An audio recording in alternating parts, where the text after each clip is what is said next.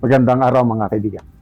Pag-usapan natin ngayon ang post ng Peanut Gallery Media Network tungkol sa mga patong-patong na kaso na sinampalaban kay Jesus Palces na posibleng mauwi ito sa pagkapreso at mawalan pa siya ng lisensya bilang abogado. Okay, update lang po tayo sa fund drive ng Brave 14 plus 3 Marines. Kahapon nakapagpadala tayo ng 160,000 pesos. Yung nauna nang naipadala is 470,000. All in all, nakaipon na po tayo ng 630,000 na ipadala para pantulong sa kanila. Sa mga gustong magpadala, ito po ang ating GCash number, 0966-265-8480. Ivan Henry Sibog ang pangalan sa GCash. Okay, ito. Ang post ng Peanut Gallery Network. Widely suspected Romualdez attack dog, Jesus Palces, now faces mounting cases from multiple political heavyweights seeking disbarment and real jail time. Excuse me ha. So, sino-sino ang mga nagsampa ng kaso laban sa kanya? Sinabi dito, political heavyweights, hindi mga pipitsugit. So, number 1, nabotas Representative Toby Chanco. Kilala nyo naman, isa sa pinakamatinong kongresista na meron tayo, lumalaban sa korupsyon. Nagsampa si Congressman Chanco ng 38 counts of cyber libel against Palces sa Nabotas City Prosecutor's Office. Yan, gumugulong na yan. Okay, isa pa. Palces is separately facing 2 cyber libel charges before a Makati court arising from allegations he made against legal juggernaut Divina Law. Nako, ang laking law firm ito. All over the Philippines, may nakikita akong mga branches, Divina Law Office. Sinampahan siya ng cyber libel. So, Congressman Chanco, Divina Law, sino pa? Yan. Kay Robin Padilla naman, while more libel complaints were lodged against Palces over posts involving personnel from the office of Robin Padilla, the highest second voter. So, yung chief of staff ata ni Senator Robin Padilla nagsampa rin ng cyber libel. Ito ang matindi. Si dating Senate President, now presiding officer Chis Escudero, sinampahan din pala niya ng kaso itong si Palces. Chis Escudero, universally acknowledged for his political shrewdness, has asked the Supreme Court to disbar, hindi pala kaso, disbarment pala, to disbar Palces, citing multiple social media posts that Escudero described as abusive, demeaning, and malicious, and arguing that the lawyer violated the ethical standards expected of members of the bar. And unlike the complaints still awaiting final resolution, Palces' suspension is already a matter of Supreme Court judgment. Sa ngayon kasi, in effect, yung 1 year suspension niya as a lawyer. Hindi pa na-disbar. I think itong suspension niya, nag-ugat ito sa reklamo ata ni kay Chris Aquino ata. Basta may away sila ni Chris Aquino. Sabi ata ni Chris Aquino, parang grave threat. Huwag kayong lalapag, I think kamag-anak ni Palces ang huwag kayong lalapag sa Pilipinas dahil gugurgurin kayo ng mga kamag-anak ko. Ang ganon ang statement ni Chris Aquino. Yan, nag-post si Palces ng kung ano-anong post na hindi karapat-dapat. Ayun, sinuspend siya, 1 year suspension sa Supreme Court. So, grabe So, I don't know how long bago madesisyonan ng Supreme Court yung disbarment case. But darating yan. Tingnan nyo nangyari kay Larry Gadon. Dumating ang panahon, yun. Disbarred na si Larry Gadon. Sino pa? Si Attorney Toto Causing na disbarred din. I hope na hindi mangyari ito kay Jesus Palces. Plus yung mga cyber libel, mabibigat yun, no?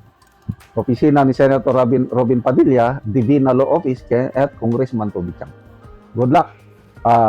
Tapos, nagpahayag pa siya ng kanyang kahandaan na tatakbo daw pagka-senador ngayong 2028. Good luck din.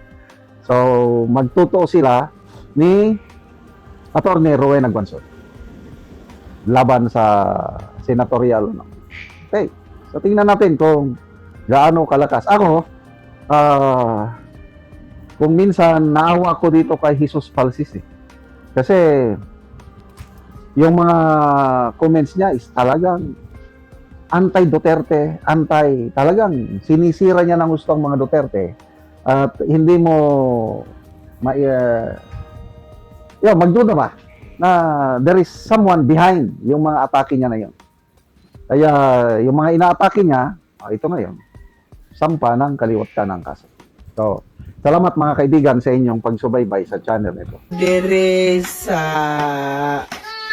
balay ni Gian sa ganahay nga taga Sitio Kalapat Tagbagtala kag Bukidnon. So muna ni siya ang natabangan og gero kay ang iyang atop trapal lang gyud. Og kini siya wala gid nay bana kay gibiyaan siyang bana.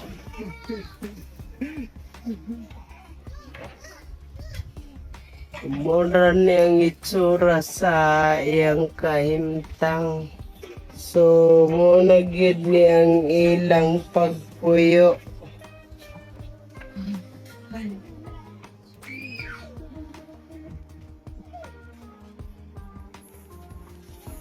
So, dili lang sila gatulugan.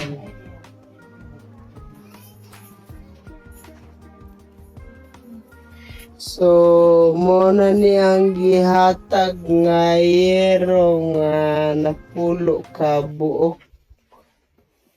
nga iatop karon. So, gitabangan rin ni sila sa pag-atop.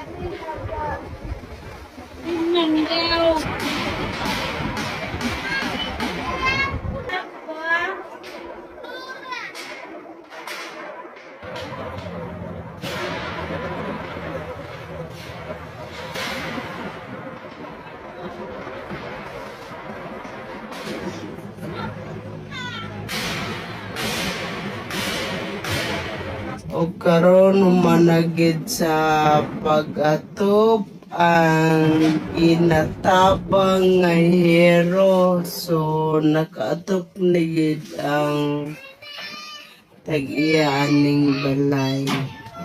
Una, salamat sa Ginoo. Salamat sa nagatag sa kugsi na pulihan na tong trapal nga akong giatop lang.